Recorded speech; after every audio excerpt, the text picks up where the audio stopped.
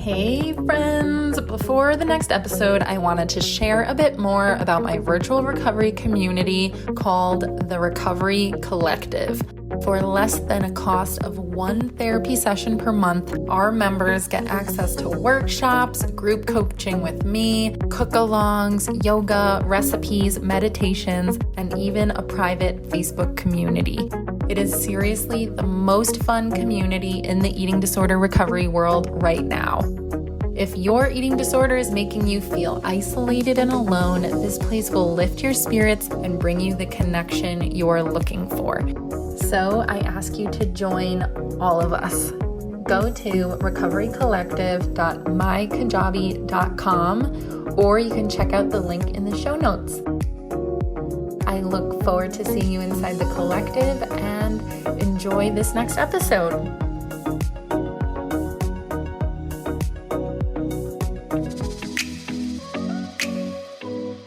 You're listening to the Full and Thriving Podcast, a place where courageous women come to break free from food obsession, heal their relationship with their body, and strive to live a life that's present, lighthearted, and meaningful. If you're listening, my wish is that this podcast serves as a catalyst that inspires you to nourish your body, nurture your mind, and energize your spirit. I'm your host, Meg McCabe, a certified life coach and eating disorder recovery coach with a PhD in having a good time. Just kidding about that last part. Anyway, thank you so much for listening and enjoy the show. Hello, everyone. Welcome to another episode of the show. Today I have Dani Bryant with me. Welcome, Dani. How are you today? I am great. So happy to be here. Yes, it's amazing to have you on the show. I worked with you in the past through the collective, and for everyone listening, Dani has been hosting a wonderful collaboration with the collective and Balance Treatment Center to bring body image into focus each month. And once Dani brought that to our collective, I immediately invited her onto the show because her energy, well, Dani, your energy is just phenomenal. And I'm sure so many people can learn from you and the wisdom you have to share. It is such a compliment around like my energy. I think it was something I was self-conscious about for a while. I think we all, especially around body image work, it's like the too much. And so it's always nice to be welcomed into a space as my authentic self. Well, we certainly loved your energy and it was a very special class and I'm excited for what you're going to bring moving forward. So today I've spoken to Dani about what we wanted to talk about and we both decided that it would be wonderful to chat about body liberation. And this subject has come up lightly on the show before, but Dani really specializes in this. And Dani, first I wanted to ask you, what exactly is body liberation? Well, I think in the work of the eating disorder recovery community, our language is always evolving about how we talk about our bodies and body image in relationship to healing and recovery. And when we think about like what really is eating disorder recovery, it often is about freedom and liberation around our relationship with food, around how much more brain space we have in our lives when we're in a certain place in recovery. And I think body liberation is a way to reclaim some of those expectations of through recovery, we're supposed to get to a point where we love our bodies or even like our bodies, and more of what would it mean to be free in our body, to be liberated from whatever those old wounds or old narratives that kept us stuck in a particular feeling about how our body should look or what size we should be. And I love also this great quote from Jess Baker's book. She wrote Land Well, and she writes about liberation as freedom from all outside expectations, even our own. And that liberation is personally giving ourselves permission to live life. And that definition always has stuck with me. And then on a bigger kind of social political level, which is one of my main therapeutic interventions, my main perspectives, is we have to think about the systems And so also body liberation is the freedom from social and political body oppression that often designates certain bodies as more special, more worthy, more healthy, more perfect, more desirable. And that kind of intersects with recovery. So how do we think about it in the personal body liberation? And how do we think about it on this bigger, more community level of what we want everyone to be in a space of body liberation?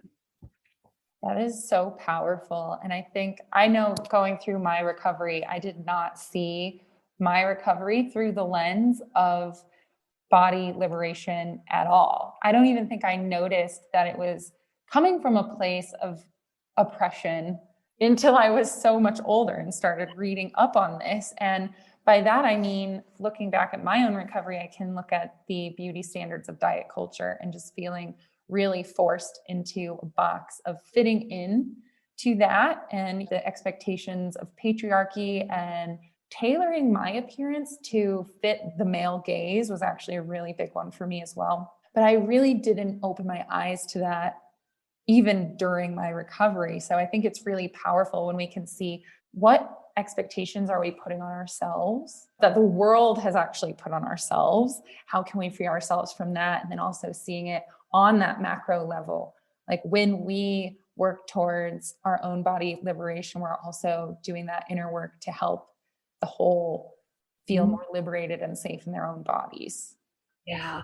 And I think there's also this way that the word liberation comes in too on our experience of recovery as a choice, or of even sort of that patriarchal male gaze that you speak of, like having the conversation with yourself and with others to recognize that often nobody had a choice on whether or not they could feel a particular way about their body because of the system, how pervasive it is, how early we start learning these messages.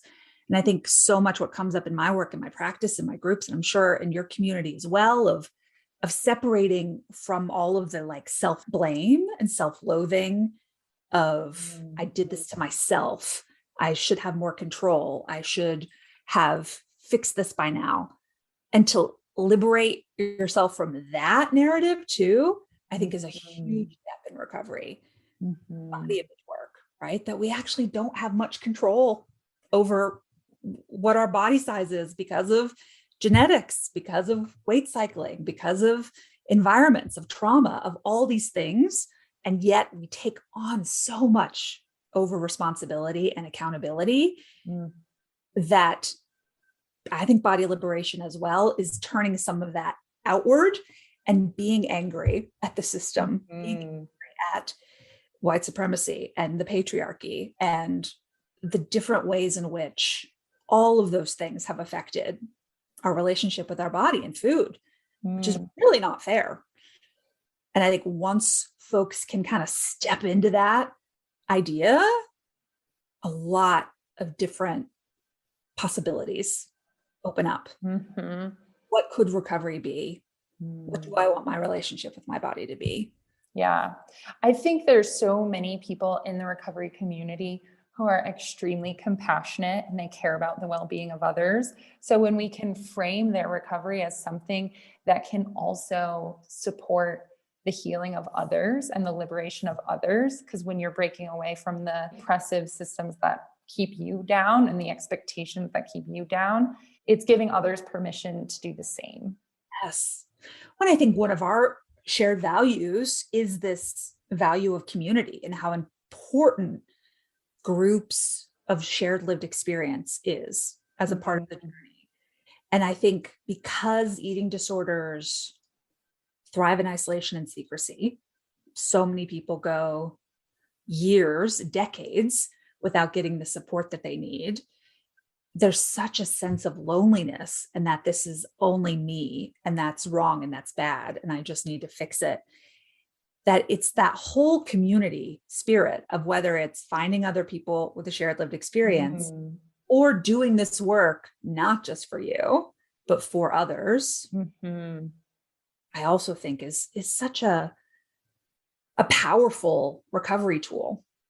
Oh, I completely agree. I think those in recovery sometimes don't feel the self-worth to do it for themselves. So when you put it in the framework of, I'm going to do this to make the world a better place, if I can accept my body, no matter the size, it's going to have an impact on those around me because I'm going to be setting an example of what's possible.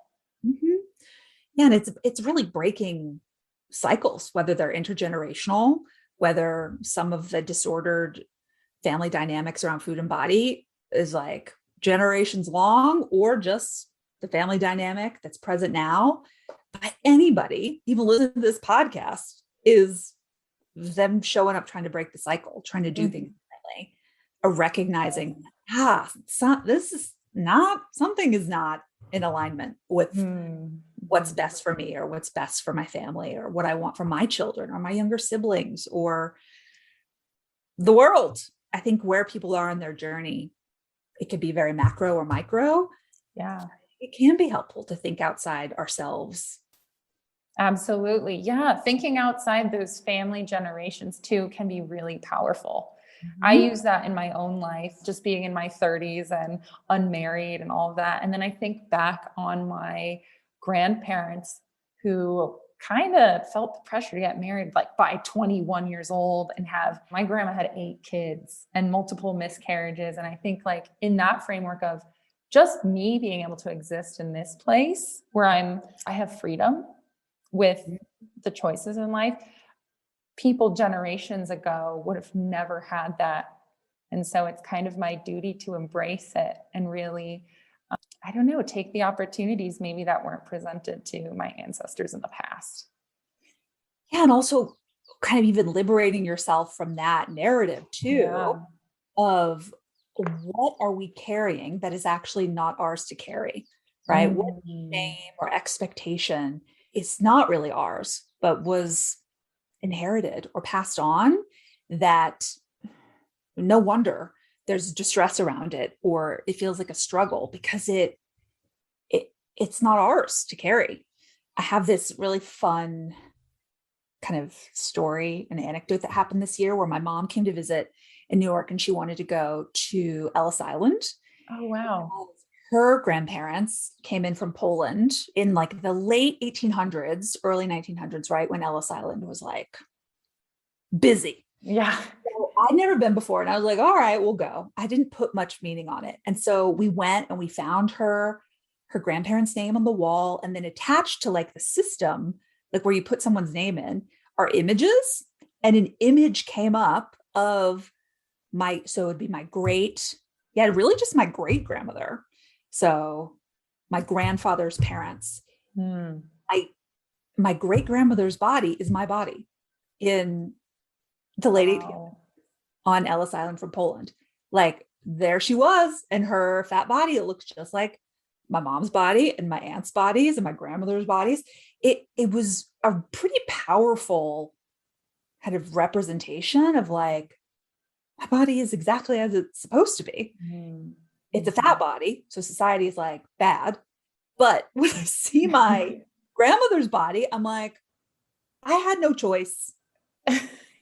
And to amazing from that is like, I was always going to have this body, and I went through a lot of hard stuff that a lot of folks do around teens and early 20s, and my own sort of cycling of diets to arrive kind of at this place is pretty cool to be like, this is my body. It was always going to be my body. And there's not really much I could do to change my genetics. Yeah. That's a different liberation. Absolutely. And that is such a powerful moment to come across that and see, wow, this is the body that was gifted to me and my ancestors from generations ago. And I think, how did you feel in that moment when you saw your great grandmother's almost identical body to yours? I mean, it was quite moving. And I think it was a pretty powerful moment to kind of share with my mom too, because if we think about like the intergenerational and growing up in like the late 80s, early 90s, my mom was right there in it, in that kind of diet culture and this expectation that my body and her body should not be like her grandparents' body. And so it was pretty powerful to just sort of sit with her on a bench on Ellis Island in our shared bodies, looking at a picture of her grandmother, my great grandmother, of like, here we are. And how cool is it to be at this place where neither of us, I think she has grown a lot from, I mean, having a eating disorder body image therapist daughter, you can't help but kind of learn along the way. Mm-hmm. But I think it was pretty powerful for her too, to recognize that she's found her own version of body liberation as well. Mm-hmm. Very different than my path. It's very different than everybody who's also on this journey. Mm-hmm. But I think to find your own definition of liberation, your own words to describe what relationship with your body you were looking for. I know we talked about that in our group last month, but around your version of body love might not involve the word love at all. It might be neutrality. It might be acceptance. It might be kindness, respect, and trust, peace, gratitude. I mean, just, we could find any word. And I think that's body liberation too. It's like, you have to find your own thing that feels authentic to you. Absolutely. I think it was very powerful in the group when you offered that idea of just picking your own descriptor of like body love, body kindness, body gratitude, body loathing. Like, there's a spectrum there. And it is really liberating to be able to define the kind of relationship you want to have with your body, as opposed to what everyone tells you the kind of relationship you should have. And I think a lot of us feel pressured to reach body love. And I love that you put it this way. You're like, body love is the PhD of body image. Not all of us can get there, and we don't have to. And I could feel a collective sigh of relief when you said that, because I think we're all taught that that's the ultimate goal. Yeah. Yeah. That's a little nugget I got from Balance, from some colleagues at Balance, and they would use it to describe like that expectation of being an intuitive eater is also like a pretty PhD level to be a true intuitive eater, in the same way that we can think about like body love, of like, there are so many steps before that. And maybe there is a different way of being in relationship with food in your body that you get to decide for yourself, which I think is a tough part about eating disorder recovery and treatment, because often people are seeking the expertise of people to help them feel better.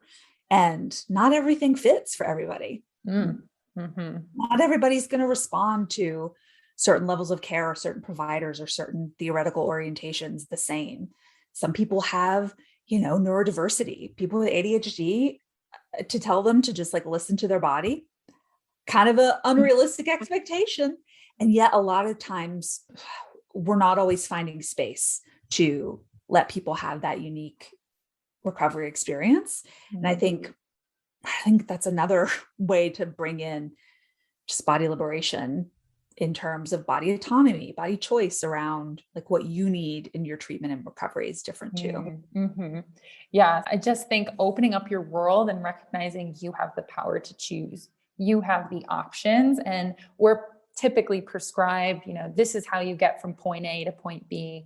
But in reality, that might not match up with what works for you. So it really is a process of learning yourself and what you need and what your body needs and the type of care you need.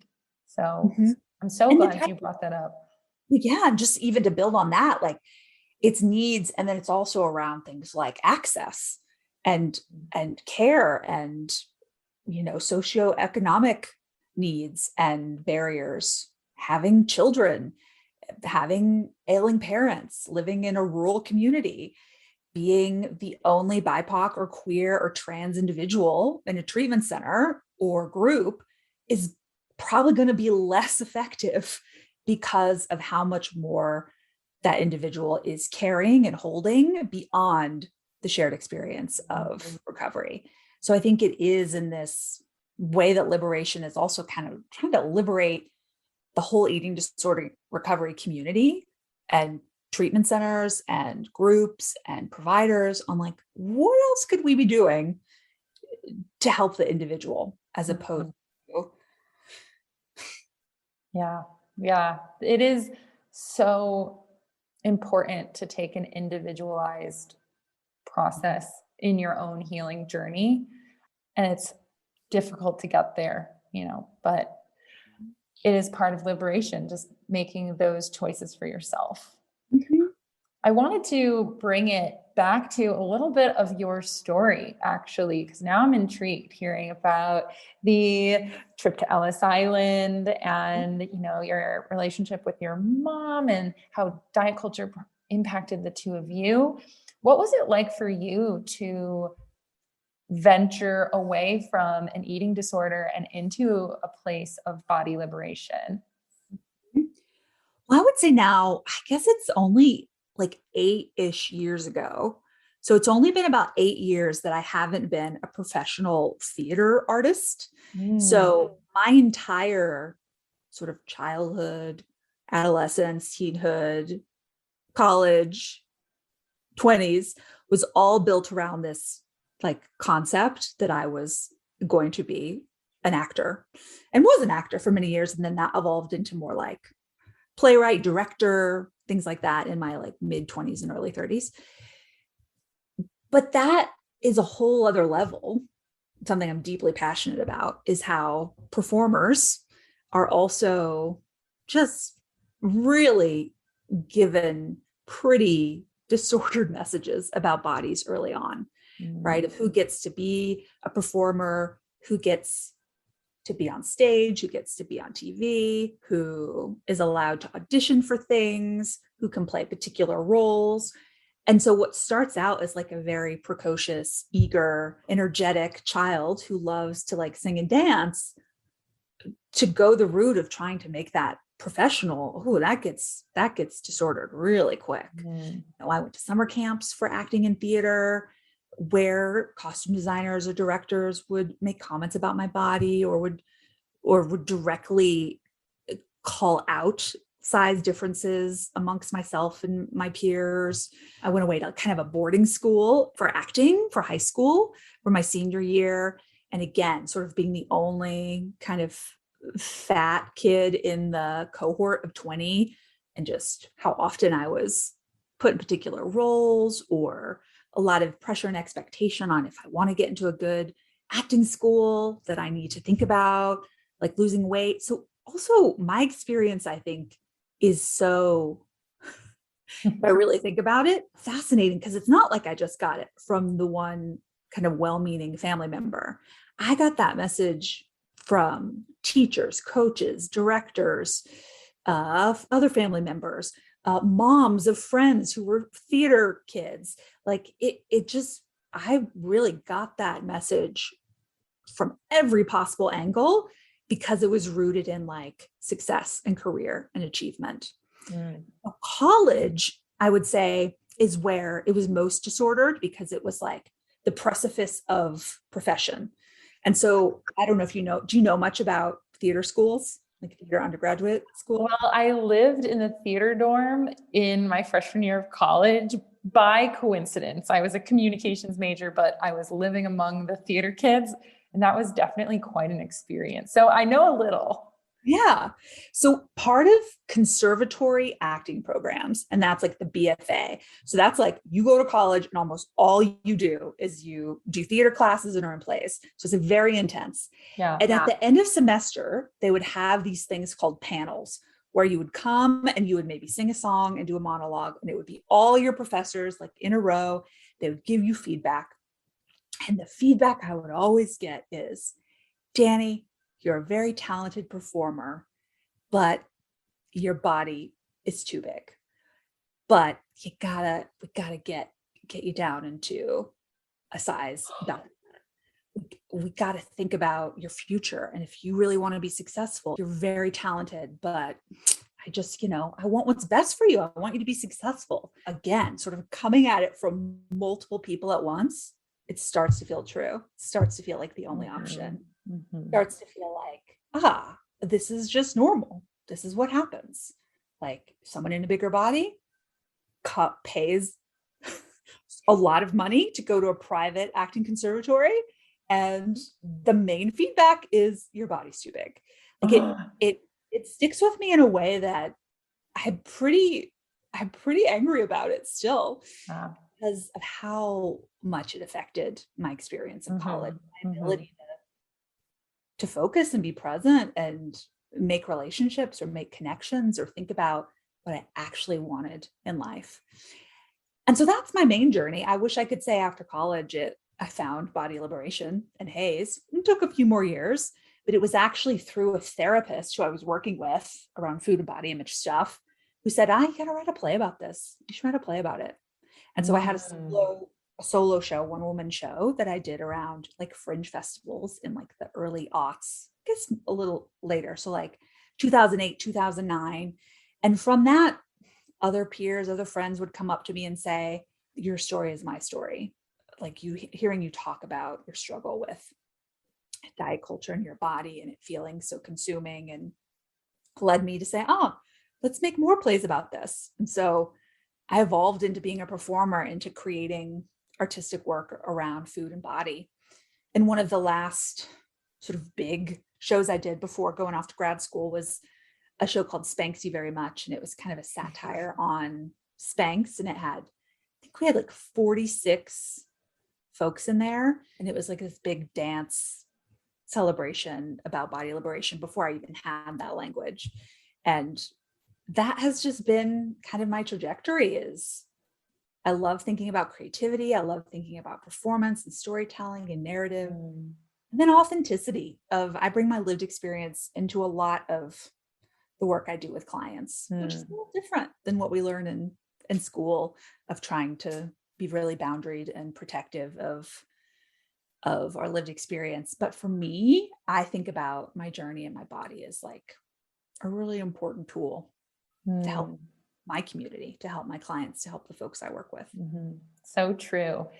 And just to comment on that, listening to your story, it must have been really angering to go to these amazing acting schools and have these opportunities for true feedback and construction on your craft, and then just get this really superficial response where perhaps if you were living in a thinner body, they would have paid more attention to giving you feedback to make you a better actor, as opposed to just writing it off as, once you lose weight, we'll take you a bit more seriously. Is that kind of what you experienced? Because that's what I was together. I think it's a good way to frame it, is that like, we didn't get to spend much time on other parts of like the creative work or artistic work that could have made me a better artist. But it did feel like a lot of the times the commentary, especially in those panels, I think more individually with other professors, I had a more intimate and sincere kind of relationship.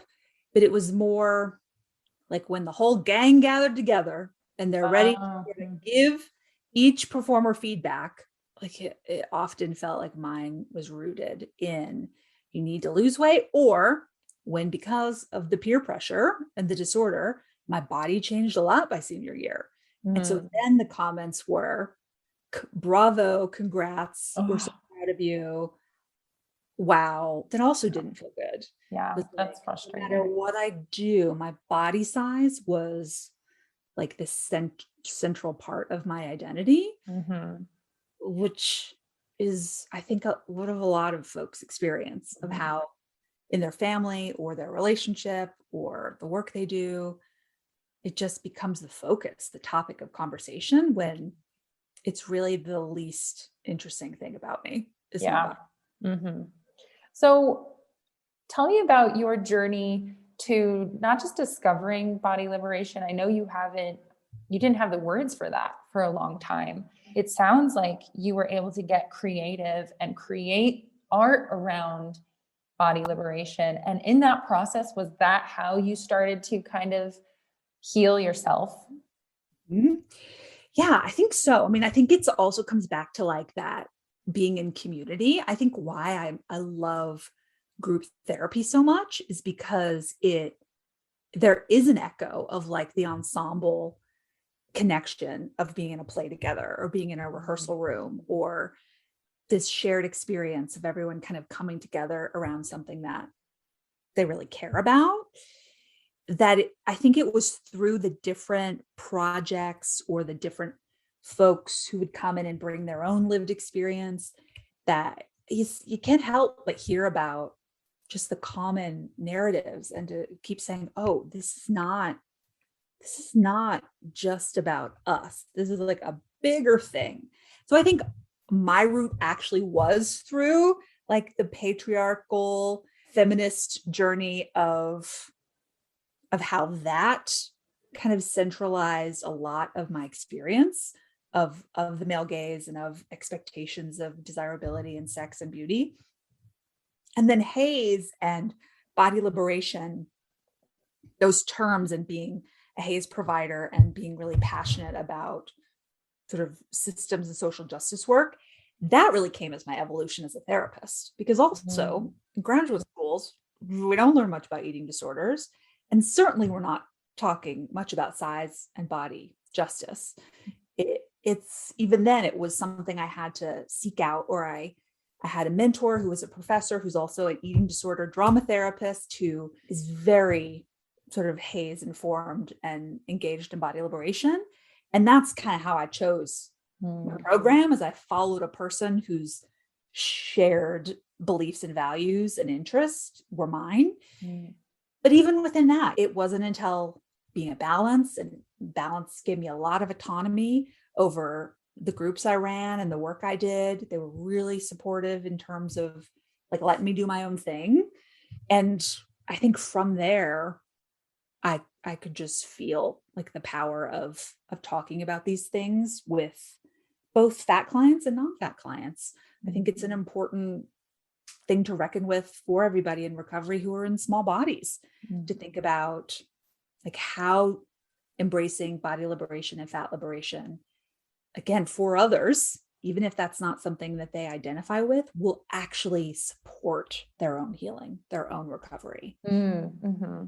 Well, I was actually recording a podcast episode with Reagan Chastain, and I emailed her after it. And it was the first time I ever put this into words, because I live in a thin, privileged body.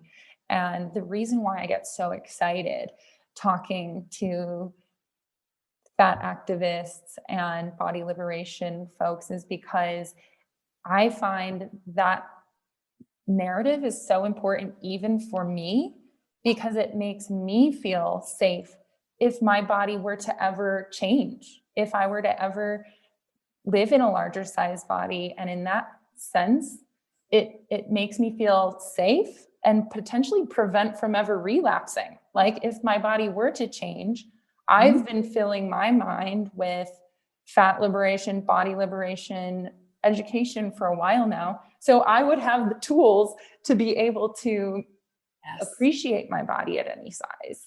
Yeah, you would have the tools and you would have the support system. You would be able to connect with community in a different way.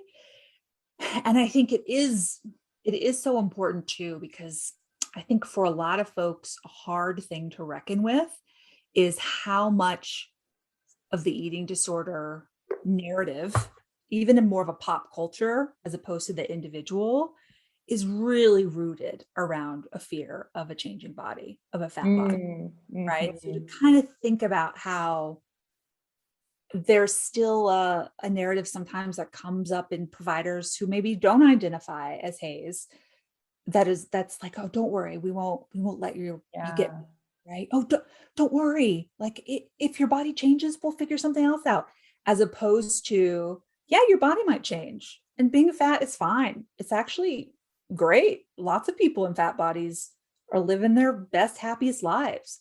It's also kind of shifting the fear and the preciousness of like, to be fat would be ...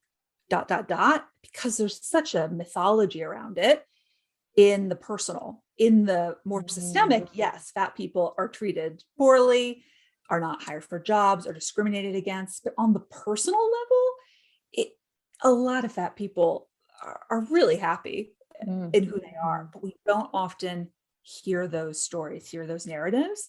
So I also think like that's a part of how you are supporting kind of the body liberation work, is really rejecting the narrative that people need to be fearful of if their body changes, and elevate other voices that are like, it's fine. You'll be fine. Yeah, exactly. Here, we'll give you the tools. It's the system. Like, I think to join in with that as well, I think is really powerful for your community, for other folks who haven't found you yet, that will be able to really hear in you like a true ally in this work. I really do hope so, because it is something that I felt a shift in, like just surrounding myself with voices like yours does give a sense of peace. Like, it's okay if your body changes. You can have a beautiful full life no matter what size your body is. And I think you've brought this up to me before. It's not shown on TV shows or movies whatsoever. So finding those stories where, a fat woman being fat isn't the central narrative of a movie is something you want to seek out and find. Yes. Yeah. And there's so much value in it, in us kind of having a show like Shrill that came out and that was very powerful for a lot of folks who saw their story reflected in it, and a desire then to have fat characters whose plot lines and storylines have nothing to do with their body is also important as well, as the way we can kind of tokenize fat bodies in a way that doesn't give them the same respect or narratives or interesting avenues of character exploration and creativity, when it always kind of comes back to the sad fat girl who's got to find her way, or like other trope, which is the sort of rebel, like fuck the system, when there's just so much nuance in between. Yeah, there really is. And I'm sure that was partially why it was difficult for you in acting school, because that's where it's really heightened and emphasized, I think. I remember I did a few plays in middle school, and it was always the individuals in larger bodies who were cast in the typecast roles, like the funny mother or the crazy neighbor or whatever it might be. It was just like, we all knew it, but we had no language to say, this is why you're always getting cast in these roles. Absolutely. I mean, I think that's exactly right. I often think about like where, if I wanted to do some work around supporting that shift in that specific community about how we train actors and performers, is it actually starting with like high school drama teachers? Maybe because of like really, where do people first kind of step into exploring that? For most people, it's middle school, it's high school. And if those environments are joining in and casting the fat kids as like the grandma every time, it does create a particular dynamic and narrative, and potentially is causing harm in a way that of course nobody intends, because it is so normal, but it doesn't mean we have to keep doing it that way. Oh man, that would be such a good program to bring into schools. I feel like I'm hoping there's someone in the world who does that. Yeah. If not, we'll figure it out. I'm busy. Yeah. So do you have any advice for people who want to move closer towards their own body liberation? I mean, first and foremost, I hope they're in therapy, and I hope they sit with remembering that if you don't feel like the therapist is a good fit, like keep trying. Or if you don't feel like you've found someone who really understands eating disorders, who understands being in a body that's changing or in a fat body, it shouldn't be on you to have to keep looking. There should be more providers, but often it might take a little more work, a little more time. And if it's hard to find a provider where you are, like what virtual options can you access? What other communities are being built in more of a coaching space? Where can you build your own community if it's feeling like you don't find what you need? I think community is a huge piece of it. And I think someone's team or their provider is included in that community. And it's important that that feels in alignment for what you need or what you want. And that's hard because a lot of folks who do this work too, the practices are full, the groups are full. And so it's also, I think, a desire to how do we train more providers to do this work too is of real importance, because I also think this is the future of eating disorder treatment and how we talk about this work. I don't think anyone's going to go backwards and say, never mind, like that whole body liberation thing. I don't really believe in that anymore. I think it's more of we have to keep finding spaces and places so people can find it and have access to it, because it is really hard to do on your own. And so my recommendation is really to sit in the patience and the persistence that it might take to find the right people or the right community or the right curated Instagram feed, or get your TikTok algorithm in a way that feels like it's showing you the messages you want to hear. There's a level of patience to it that can be hard sometimes. Mm-hmm. A big piece of it. Yes, I think patience is something that everyone needs to be reminded of, especially in recovery. I think in recovery, we all want to be recovered yesterday. And you go through a month with your coach, say, and you're like, why aren't I recovered yet? And it's like, that's not how it works. We got to slow things down, baby steps. And I think it was so helpful for you to also point out that having the right people surrounding you is completely key, whether that's community or the right providers. My biggest tip, I always say, try to go for someone who's health at every size informed. Yeah. What was that amazing kind of anecdote that you gave at the workshop that's like, our experience is like the 6 people who we spend the most time with? I think I'm butchering. Oh, right. So yes, thank you for bringing that up. So this was in our workshop with Balance Treatment Center. And there's always this narrative out there that's like, you're the average of the 6 people you spend the most time with. Mm-hmm. And we have to say, no, that's not true. You're the average of every influence in your life, every person you interact with, but also the media you select to surround yourself with, the communities you're in.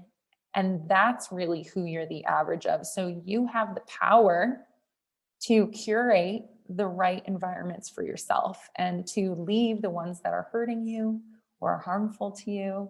And that's the comparison we made. Yeah. When I even was thinking about it on the flip side, like, too, if that kind of concept does hold any weight, then it makes so much sense why it's hard for people to imagine that they could feel differently if the most important people in their life or who they spend the most time with are also caught up in their own disordered thoughts and behaviors or diet culture, right? I can't tell you how many times folks with pretty severe eating disorders in higher weight bodies work with me in a group or a setting or a workshop or individually after working with therapists for years who would still collude with them in the, yeah, maybe if you just try keto, or maybe if you go on Weight Watchers again, or yeah, maybe you should get a Peloton. Like that relationship too, I think can really stall a lot of folks' journey of when they are having reflected back to them that, yeah, maybe changing your body size would help you feel better, when it is not going to help anybody to keep perpetuating that narrative. And it still shows up in a lot of clinical spaces and a lot of healthcare spaces and mental health spaces. that's a part of the community you're in, of us radically trying to change that. But it's been so normalized for so long. I have a hunch that a lot of folks want to do this work, but it doesn't feel possible because they don't have people in their life that can reflect back an alternate option or point of view. Yes, absolutely. It's so funny. I've even had therapists tell me that my perspective on health at every size is incorrect. And like what I do for a living. Like I had a therapist a few years ago who was like, actually, you really can be addicted to food. And I was just like, what is this?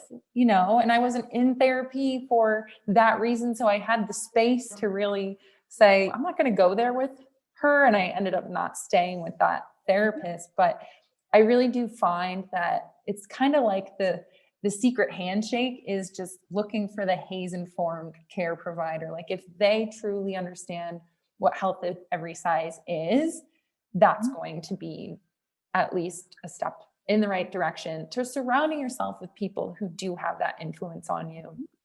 And if you are in a community that is focused on weight loss or appearance or whatever it might be, it doesn't mean you have to cut everyone out, but you definitely have to fill your life up with different voices and voices that you connect with the most. And I think coming back to like one of our first points too, like filling your community or your options, your providers, your Instagram feed with other options so that you can decide what's best for yourself is really what it comes down to. One of my common main points that I like to talk about in groups with clients or individuals is I actually prefer you to be suspicious and to ask questions about whether it's Hays, body liberation, fat acceptance. I want you to be questioning and be suspicious because often how we got here in the first place was some diet or some talking head on the TV said, this is the truth about bodies and weight, and it's the only one. And so you must believe it. And that's how a lot of folks sort of go down the rabbit hole of that there felt like there was one option, one way to be in a body. And so I prefer people to be suspicious and ask questions and to push back and to want more examples or more narratives or more experts. I think that's also really important. Because otherwise we fall into, how we got here in the first place for a lot of folks, which is going along with something that didn't feel right for them or they weren't ready to be critical of it. And so it just became the norm. Yes. I think that's a beautiful piece of advice to leave off on, is just to be critical of what your environment is telling you and always ask questions. Look for different perspectives, new perspectives. I think like this is just an aha moment I'm having right now, but whenever I find a new perspective that I've never heard before, that takes me one step closer to my own liberation in life. When you can find a new voice, help yourself think of the world differently or question your view of the world, that's the best way to set yourself free. One of the best ways. And to be able to sit in the discomfort of being wrong, to sit in the discomfort of making mistakes, of actually causing harm. Everybody causes harm. It's sitting in the discomfort of maybe having to be accountable and having to sit with some of the things that a person has said to other people about their bodies, or it's in the unlearning that isn't always so positive in the body positive way, or just love your body kind of way. It is in that, I think, challenging, hard, gritty. I kind of want to avoid it. I actually don't want to read this, but I feel like I should moments that I think is also how people get closer to that feeling of liberation. Yes, indeed. I completely agree. Well, Dani, everything you've shared with us today has been amazing. Thank you so much for being on the show. My pleasure. Thanks for having me. You're so welcome.